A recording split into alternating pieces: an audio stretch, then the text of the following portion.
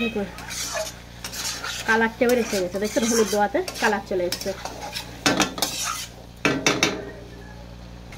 দেখুন জিরে আর ধনের গুঁড়োটা দিয়ে দেবো, আর গোলমরিচের গুঁড়ো দিয়ে দিলাম। তিনটে একসাথে আবার একটু কষে নেবো। সবাই কেমন আছেন? আমি অনেক কদিন পরে আপনাদেরকে একটা ভিডিও নিয়ে চলে এসেছি। অনেকদিন পরে, কদিন একটু শরীরটা খারাপ ছিল বলে আপনাদেরকে ভিডিওটা দিতে পারিনি। আপনাদেরকে আবার রান্নার ভিডিও নিয়ে চলে এসেছি। চলুন আজকে রান্নার ভিডিওতে আমি চিংড়ি মাছ দিয়ে এঁচড় করবো। দেখুন কীভাবে বানাই। তাহলে দেখুন এই দেখুন চিংড়ি মাছ এঁচড় নিয়ে নিচ্ছি, আর এই চিংড়ি মাছ নিয়ে নিচ্ছি। চিংড়ি মাছ দিয়ে এঁচড় বানাবো। কীভাবে বানাচ্ছি তাহলে আপনারা প্রথম থেকে শেষ পর্যন্ত দেখতে থাকুন, ভালো থাকবেন। দেখুন বন্ধুরা, আমি তেলটা গরম করে নিয়েছি। তেলটা আমার গরমের পর আমি পেঁয়াজ আর তেলটা আমি কড়াইতে দিয়ে দিচ্ছি। পেঁয়াজ কুচি আর টমেটো কুচি দিয়ে দেবো।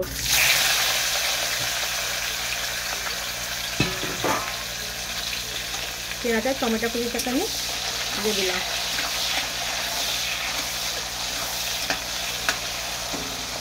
পেঁয়াজ আর কুচি টমেটো কুচিটা ভালো করে ভেজে, পেঁয়াজ লঙ্কাটা আমার ভাজা হয়ে গেছে।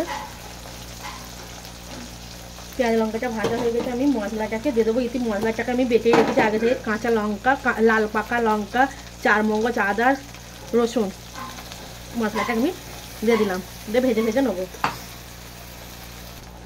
দেখুন আমার মশলাটা, জল ধোয়া মশলাটাকেও দিয়ে দিলাম। দিয়ে আমি এই মশলাটাকে পুরো কষে নেবো, লালচে লালচে করে একদম কষে নেবো।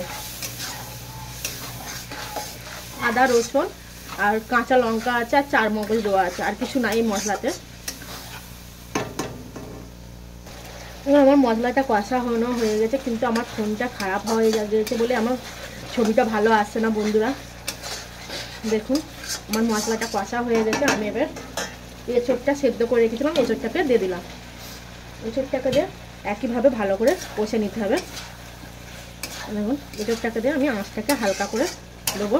এঁচড়টা কিন্তু আমার সেদ্ধ করা এঁচড়। এঁচড়ের ওপরেই আমি একটু লবণ দিয়ে দেবো। দেখুন লবণটা স্বাদ মতন লবণ দিয়ে দিলাম।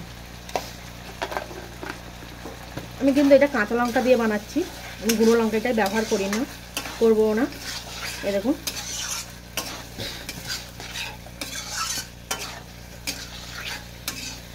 কষানো হয়ে গেছে, হালকা হালকা করে আমি কষাতে থাকবো। চারিদিক থেকে কেমন তেলটা বার হয়ে গেছে কষানোতে। এবার আমি চিংড়ি মাছগুলো দিয়ে দেবো। হলুদটা কিন্তু আমি এখনো ব্যবহার করিনি, মশলাটা আমার কষানোর জন্য অপেক্ষা করেছি। এবার চিংড়ি মাছগুলো দেখুন, আমি হলুদ মিশানো চিংড়ি মাছগুলো দিয়ে দিলাম। কাঁচাই দিলাম, আমি কিন্তু ভাজলাম না চিংড়ি মাছটা। দেখুন আমি আবার একইভাবে এইভাবে কষে নেবো চিংড়ি মাছগুলো। এইভাবে কে কে খেয়েছেন একবার হলেও কমেন্টে জানাবেন। এঁচড় চিংড়ি এইভাবে কে কে খেয়েছেন, কাঁচা চিংড়ি দিয়ে এঁচড় একবার হলেও বানিয়ে দেখবেন। চিংড়ি মাছটা কিন্তু আমি ভাজিনি, কষে নেবো।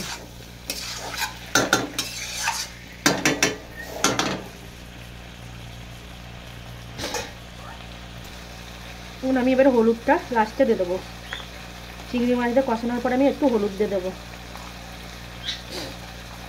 স্বাদ মতো। আবার হলুদটাকে দিয়ে নেড়ে চেড়ে নেবো।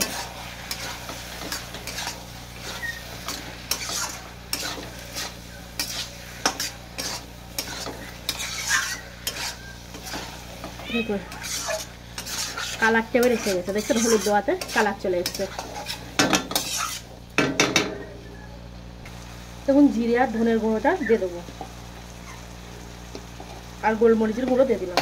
তিনটে একসাথে আবার একটু কষে নেবো।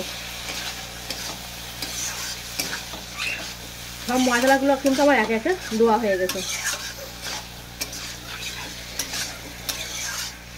কষানো আমার হয়ে গেল। দেখুন আলুগুলো এবার সেদ্ধ করা আলুগুলো আমি দিয়ে দিলাম। আলুগুলো সেদ্ধ করে রেখেছিলাম, আলুগুলোকেও দিয়ে দিলাম। এইভাবে কষে নেবো, আলুগুলোকে দিয়ে কষে নেবো। দেখুন আলু দিয়ে আমার কষানো হালকা হালকা হয়ে গেল। দেখুন আলু দিয়ে আমার এঁচড়টা কষানো হয়ে গেছে। আমি স্বাদ মতন জল দিয়ে দেবো। আমার কাঁচা লঙ্কা বলে কিন্তু এই কালারটা এসছে, আমি গুঁড়ো লঙ্কা ব্যবহার করিনি এবং কাশ্মীরি লঙ্কা দিয়েও কালার করিনি, আমি কাঁচা লঙ্কার আপনাদেরকে ঘরের যে ঘরোয়া রান্না আমি সেই রান্নাটাই আপনাদেরকে দেখাই। দেখুন আমার স্বাদ মতন জল দেওয়া হয়ে গেছে, আমি এবার এটা ফুটলেই আমি গরম মশলা দিয়ে নামিয়ে নেবো। চলো তরকারিটা আমি হতে দিই। ঝোলটা কেমন টকবক করে ফুটে উঠেছে, দেখেন এঁচড়ের চিংড়ি এঁচড় চিংড়ির ঝোলটা কেমন ফুটে উঠেছে, আমার হয়ে এসছে, আর একটু হলেই হয়ে যাবে। আমি একটু ঝোল ঝোল করবো, ওপর থেকে গরম মশলাটা আমি দিয়ে দেবো।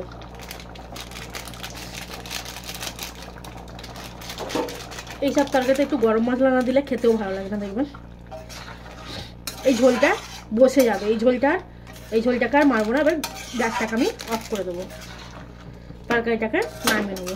চলো দেখুন বন্ধুরা, আমার এঁচড় চিংড়ি রেডি। আপনাদের যদি ভালো লেগে থাকে একটা লাইক কমেন্ট অবশ্যই ফলো করে দেবেন, ফেসবুক পেজ থেকে দেখলে, আর ইউটিউব চ্যানেল থেকে দেখলে অবশ্যই সাবস্ক্রাইব করবেন। ভালো থাকবেন, সুস্থ থাকবেন, আবার একটা নতুন ভিডিও নিয়ে আপনাদের সামনে চলে আসবো।